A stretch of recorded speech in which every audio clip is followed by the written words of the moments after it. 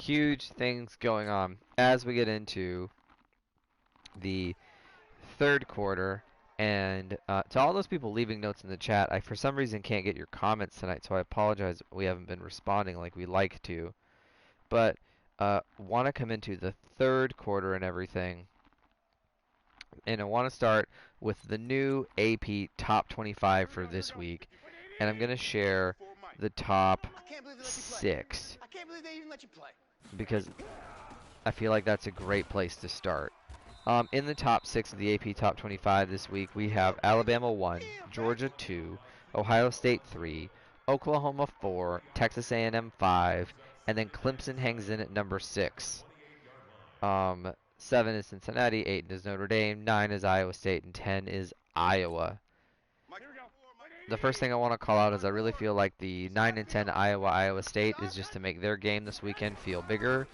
I don't think that Iowa should be as highly ranked as they are, yet for some reason the polls love to give Iowa more credit than what I believe they're due.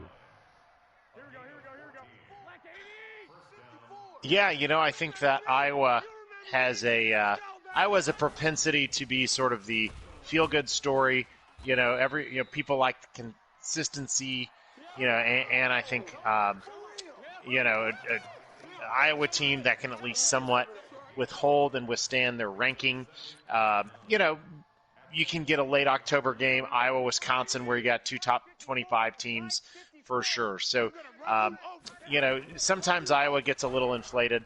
I'm really excited to see this Cyclone State showdown of Iowa and Iowa State because there's going to be a lot of folks flying around. It is a rivalry game.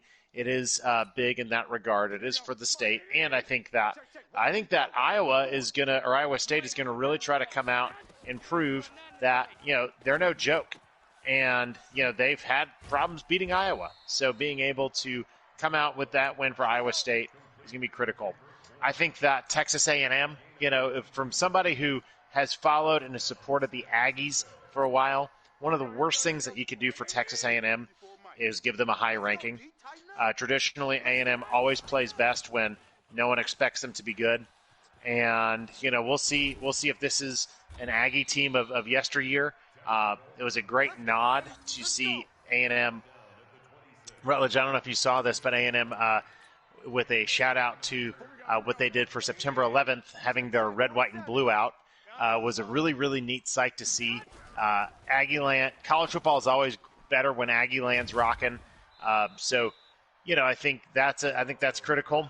And what's the one thing that never changes is the fact that Alabama is still really, really good. Alabama, as they played what is a misscheduled Miami team in the game that Chick-fil-A bought, they're not going to really go anywhere. They are exactly who we thought they were. They're as great as we thought they were.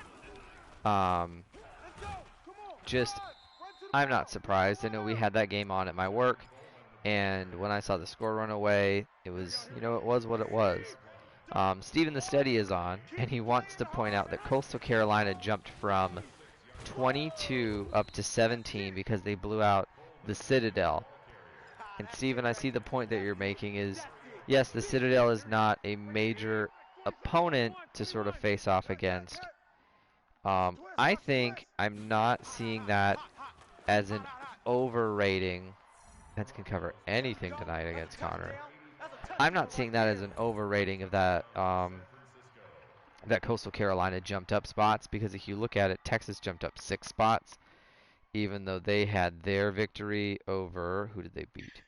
Over UL Lafayette. Yeah, over Dude, Lafayette. they're no joke. That's a pretty good program. UL Lafayette is a very good program in the Sun Belt Conference.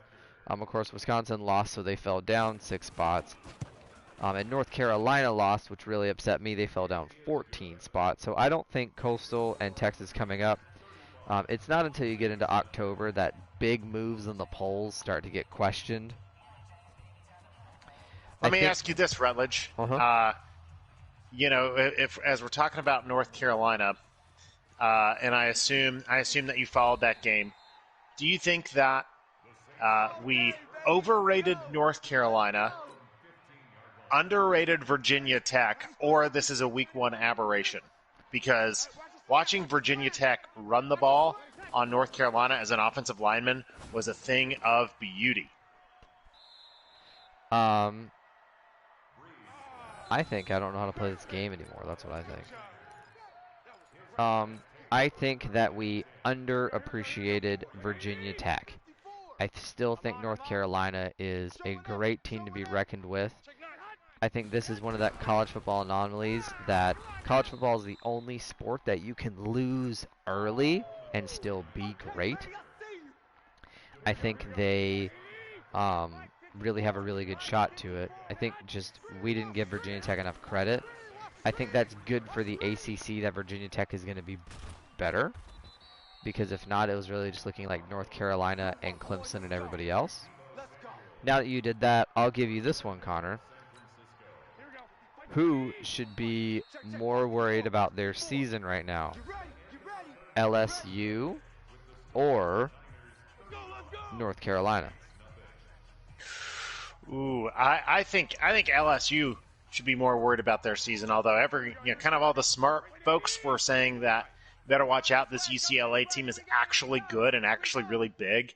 I think that with that, it's this a really good UCLA team might be a 3-loss UCLA team, which would be really good for UCLA.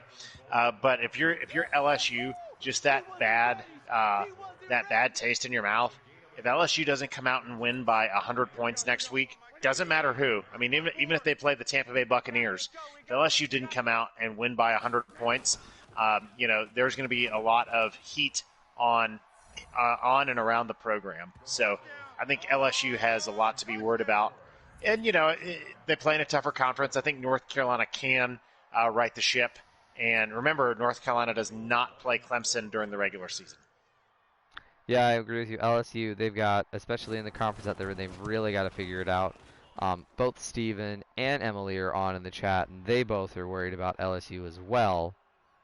Did I just run into your kicker? You picked Clemson over Georgia. You ran into my kicker. Not your best